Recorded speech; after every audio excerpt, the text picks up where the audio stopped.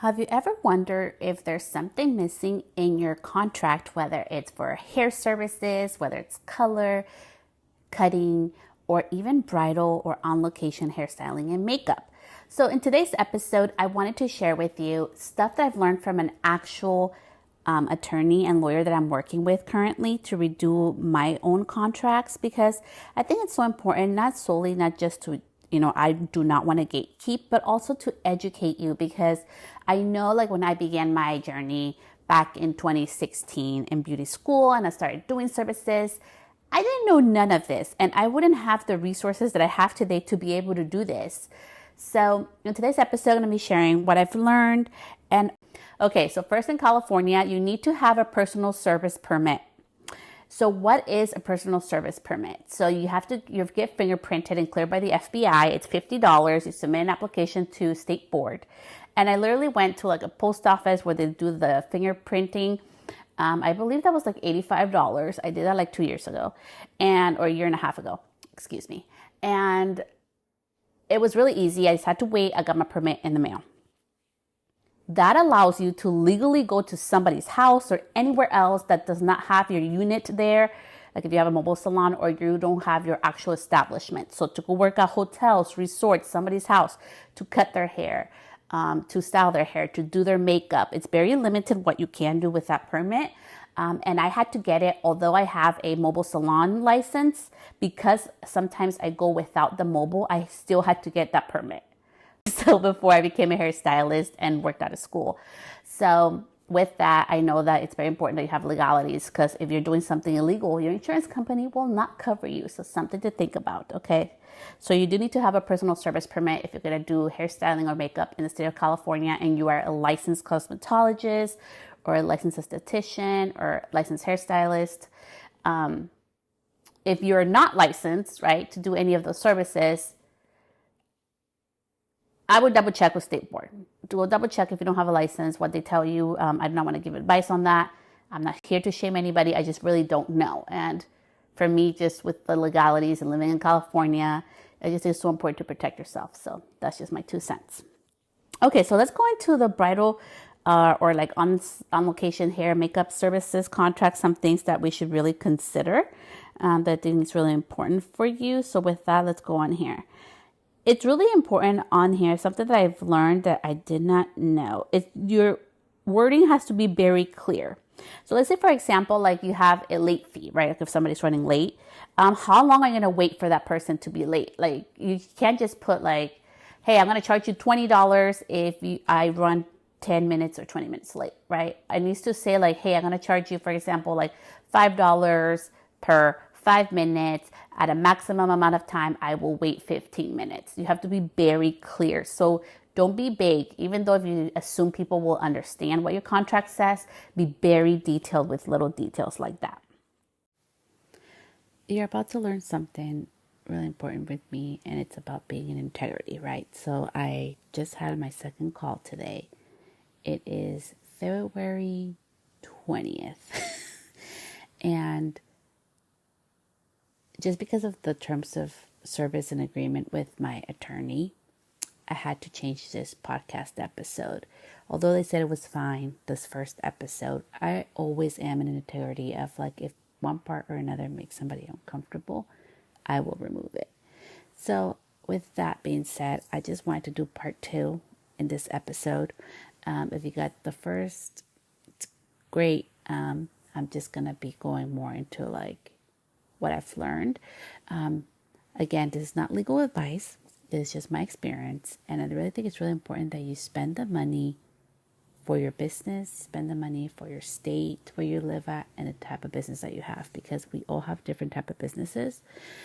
So I really wanted to emphasize this 10 points, some additional 5 things I learned today, which is going to be super valuable for you. And after this, that's all I'm going to go into this whole process of my contracts.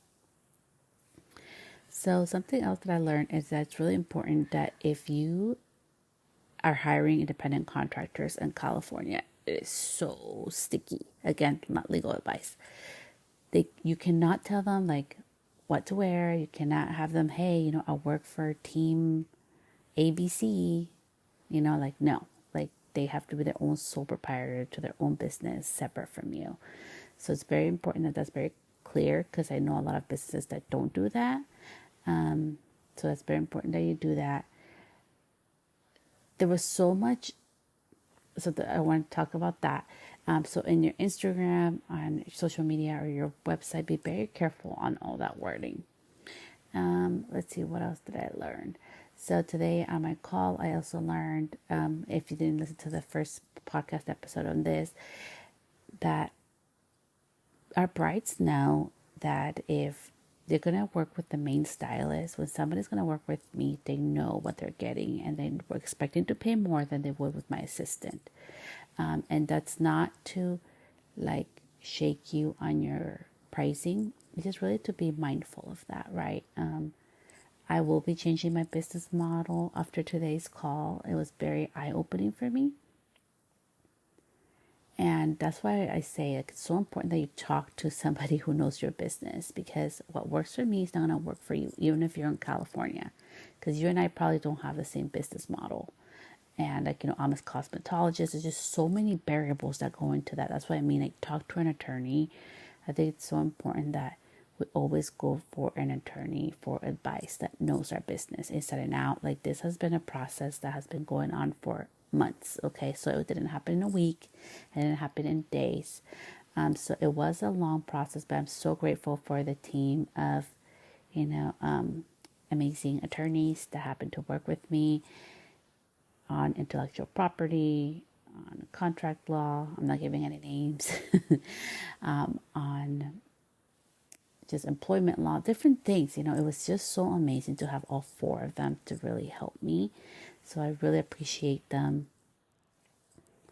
And with that, after really emphasizing the importance of having somebody actually look into your business, these are the other points I want to drive home today and things that I've learned.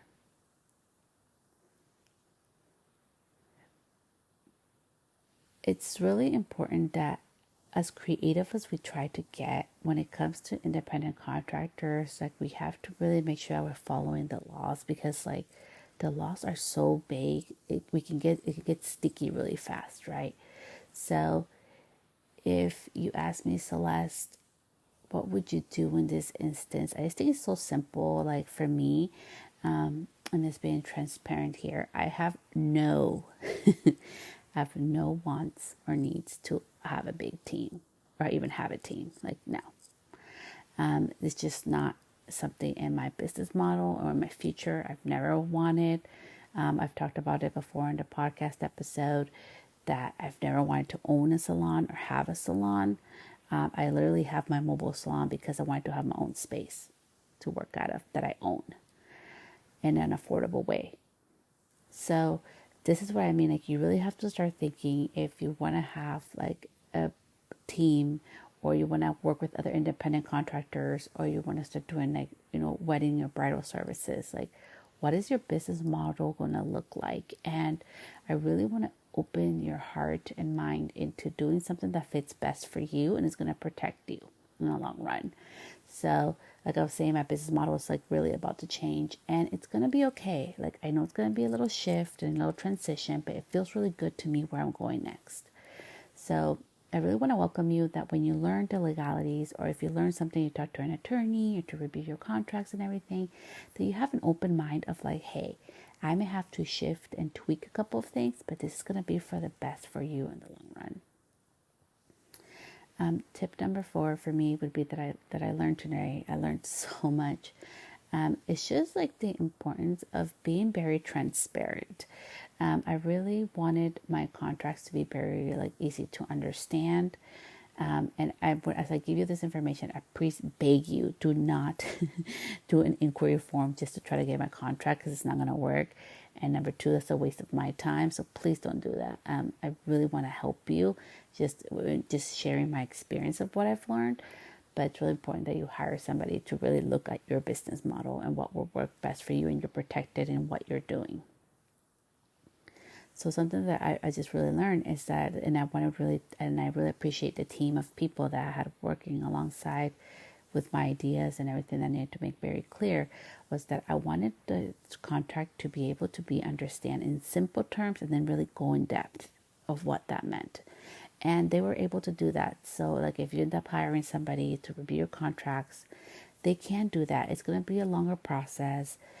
It did take time. It took patience from their side too. So I'm so grateful for the team for being patient with me. But I had to be very thorough and I had to understand very clearly, because I think something like, tip number 5 for me is like, even for us as a stylist, hair or makeup artist, we forget sometimes that our clients don't know our language. And I think it was such a beautiful example for me that I learned today, as I'm recording this, is that I didn't understand a lot of things that they were talking to me about. So I would have to like interrupt and ask, like, what do you mean? And what does this part mean? And this part is confusing me. Is this what I'm understanding? Does that make sense? And it was all back and forth. So don't be scared. Tip number 6, don't be scared to ask questions, like what's going to be covered, what's not going to be covered, right? The other thing, like, which I have been very thorough about, and just like with contracts, especially with wedding contracts, like I say, it's so important that you do have like, it's very clear expectations of like, like on mine, I have like, when's the start time? What's the end time? Like what are the services that you're going to be performing? Like everything's very detailed. And I think that's really important. I already had that in my contract, but just more emphasized if just reviewing my final contracts today, that it's really important to be very like specific on what you're doing, what's covered on there, right? And to really be very thorough on that. So that's very important. Something else that I learned about the contracts, where if you have like a team or like, then they should be your employees. If you have a team, they're your employees, right? So that's a whole other conversation. I have no interest in having employees, which I won't be covering. But for independent contractors, just make sure that you have like an attorney to review your contract when you're going to be working with independent contractors. And the laws vary from state to state. I've learned, although I knew like kind of intuitively that California is kind of crazy with like our laws, which is amazing to protect people. Like I know this may sound like a lot for you, and even for me was like honestly a little bit overwhelming, but it was just like such a clear indication that, let's be real, like people try to do like sneaky things, especially in our industry, like like over the years, this laws have come to pass, honestly, has been to really protect us, and to really protect our industry. Because I even know of, even before I became a hairstylist, of many people that were saying like, oh, she's an independent contractor, but they were treating them like employees, like I've heard so many stories about all that. So I just really wanted to like emphasize the importance that, as annoying and as a nuisance as contracts and having to do all this work may seem, it's really important, not just for you, but also the people that, you like, that come help you to do weddings and do their own artistry, right? And the importance of also allowing them to do their own artistry.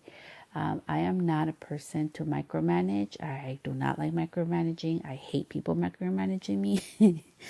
So I think like hair and makeup is an art form.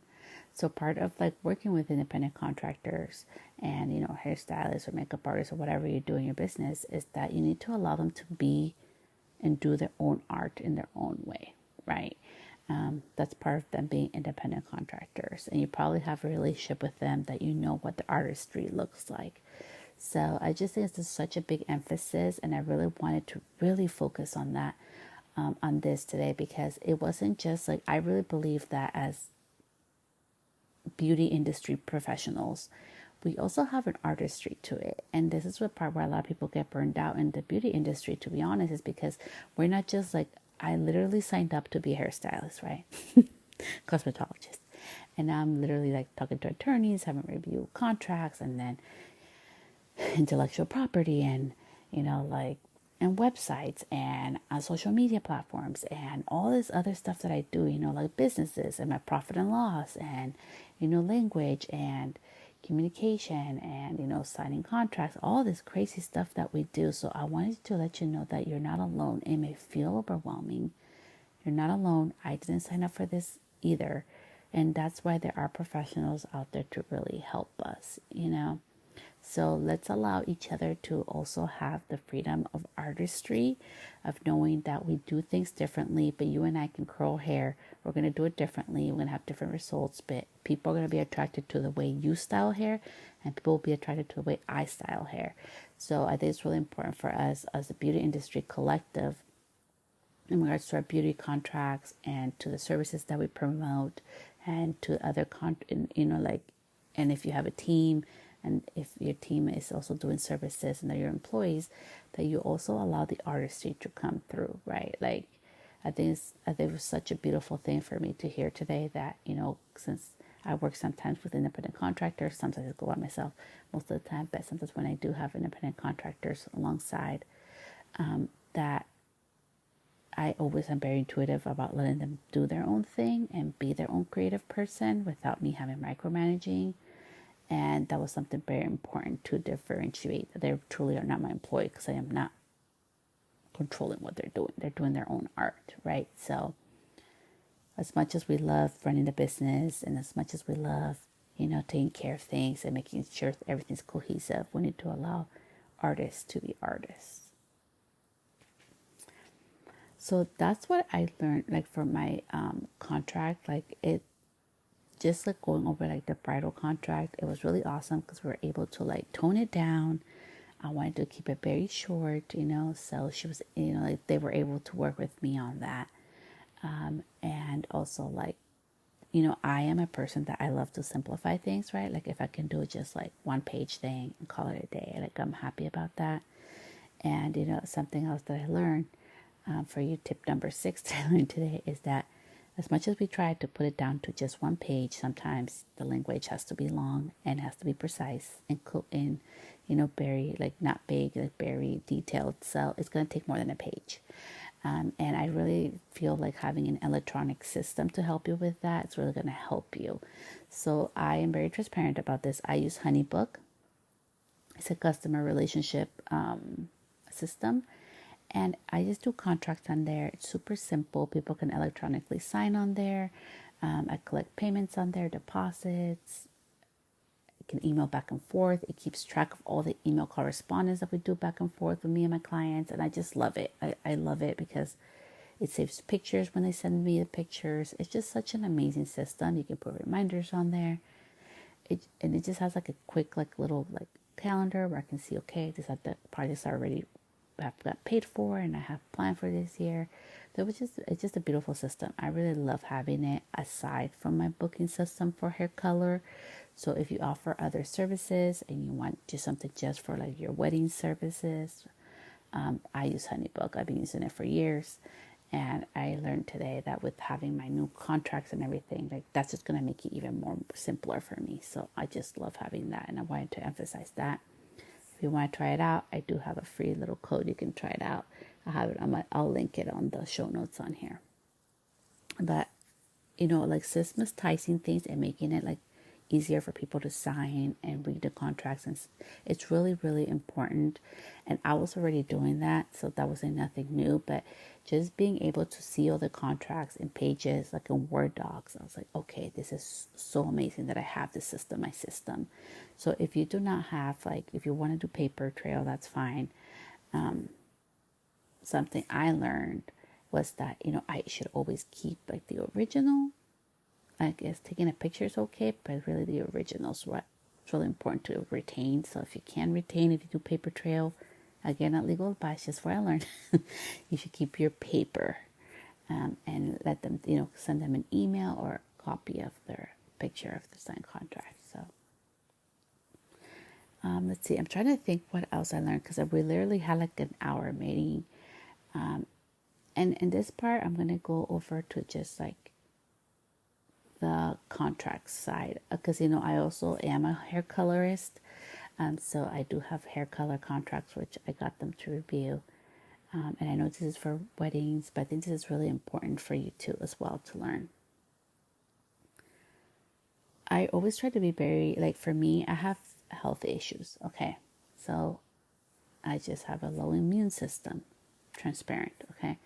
So for me, it's very important that when people are sick, they do not come to me. Like they get to reschedule, and I have my own policy for that, where I'm respectful of them, they're respectful of me. It's a mutual right relationship with coloring. But I have health issues, so I can't afford for somebody to come with a cold, because a cold for me is not just a cold. Like I literally just got this stupid flu that was going around, and it wasn't COVID, it was just a flu, and it really knocked me down bad. So with that, it's just like really important to be transparent on what's important to you. So like I have like a health policy, I guess you would call it, in my hair color contract, and I say it's really important that you are very transparent about that.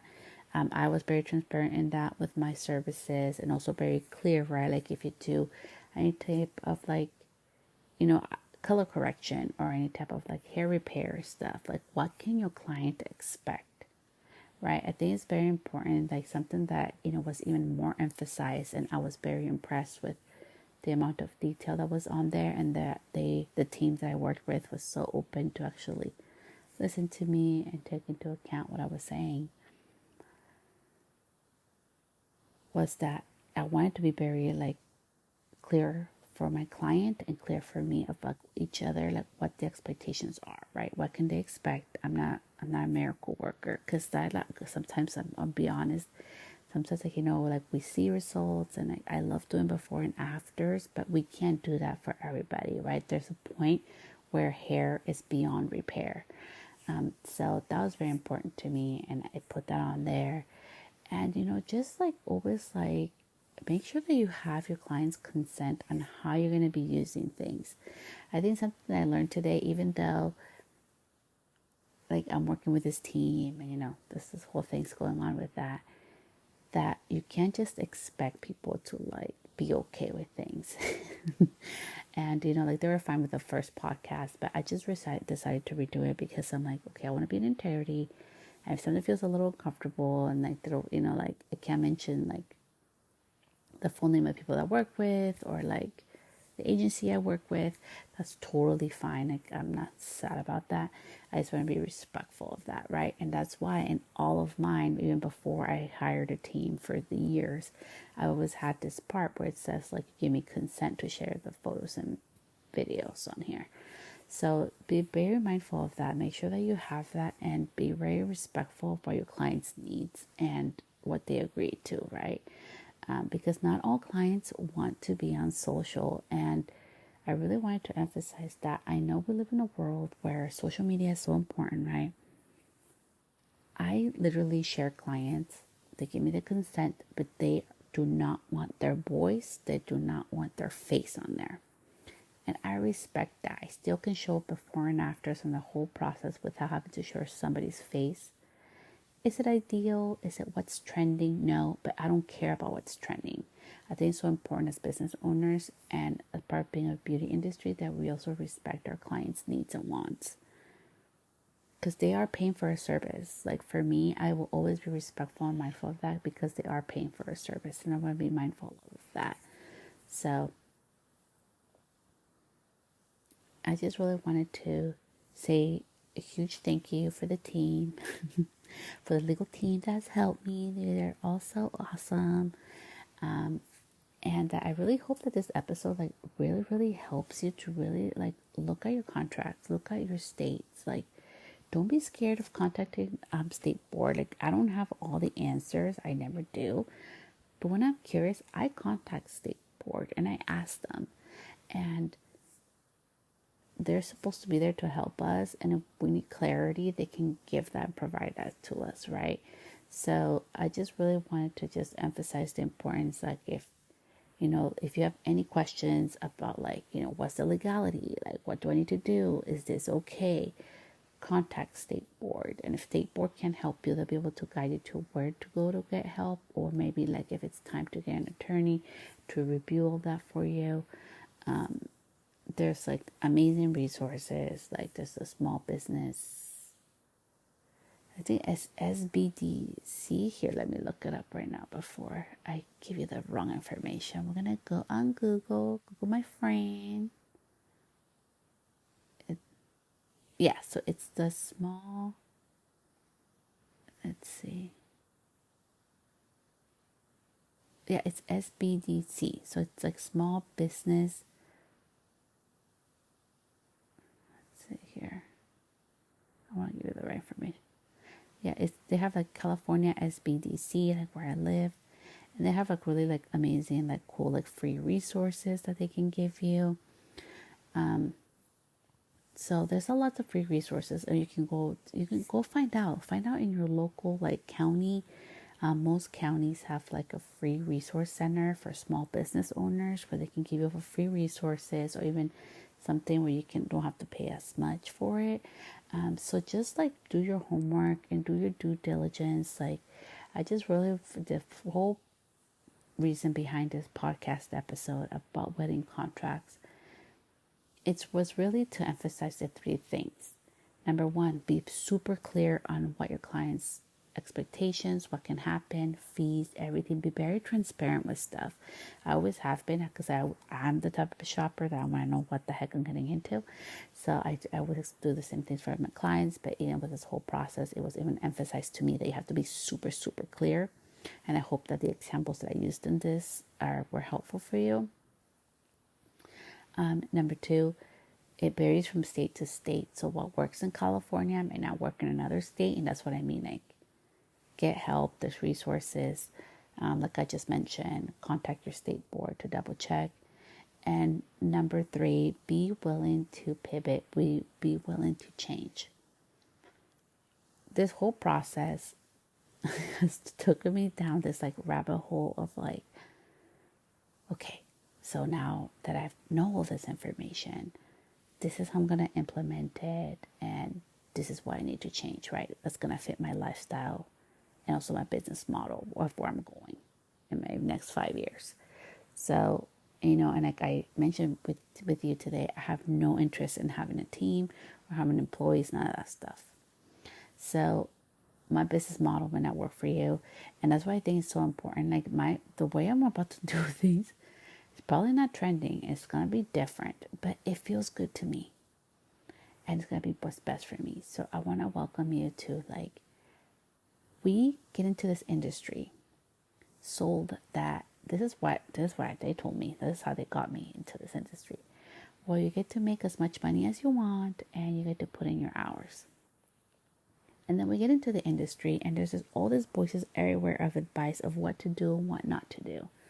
And that's why I didn't want to come on here to tell you what to do. I wanted just to share literally my journey and my experience of having somebody, like a team, to review all my contracts, right? And of my beauty contracts and things that I've learned that I think are really super helpful for you.